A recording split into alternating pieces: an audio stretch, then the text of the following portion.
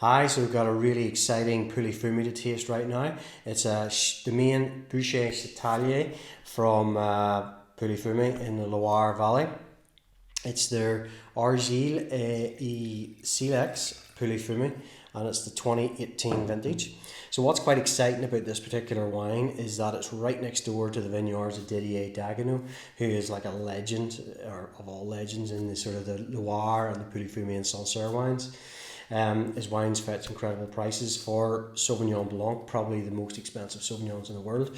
This wine here is right next door to it, so has the same seam of soils, composition, really as the next door neighbour. Now I know, like, if you go into Burgundy, what is on one side of the river against what's on the other can be completely different, but it's less pronounced, I suppose, in Pouilly Fume and the Loire.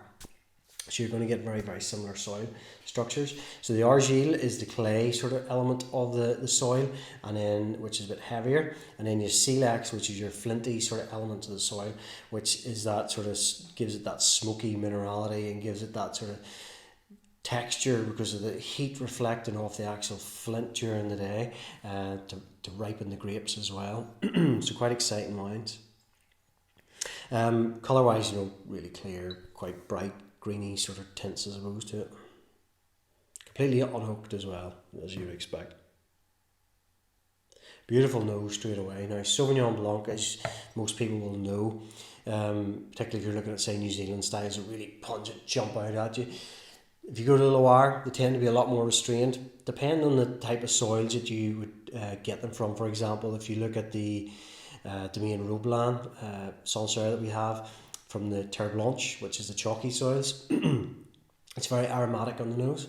And then you get the Philippe Girard from the Silex Sancerre, Silex soils in Sancerre, and it's much more restrained, much more neutral and minerally sort of style.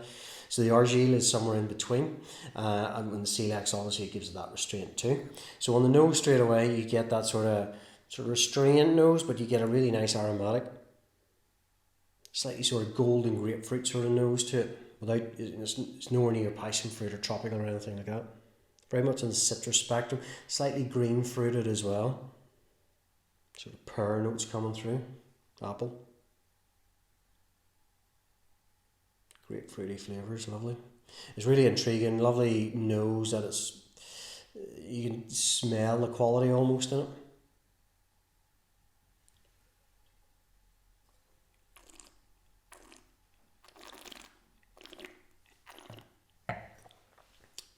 But the key with this wine is the texture.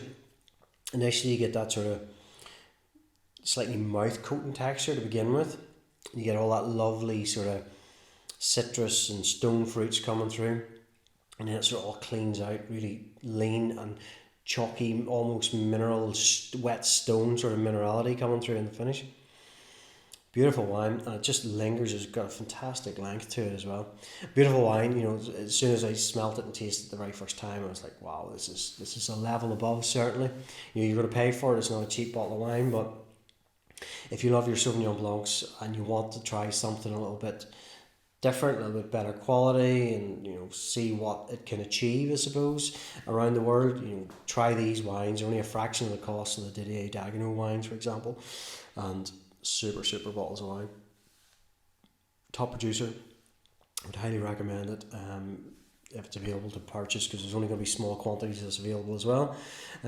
So yeah, Bouchie Chatellier, Pouilly Fume 2018, Argile et Silex, quite a mouthful, as it is a wine too. So remember, KWMY.com, place for taste matters. Cheers.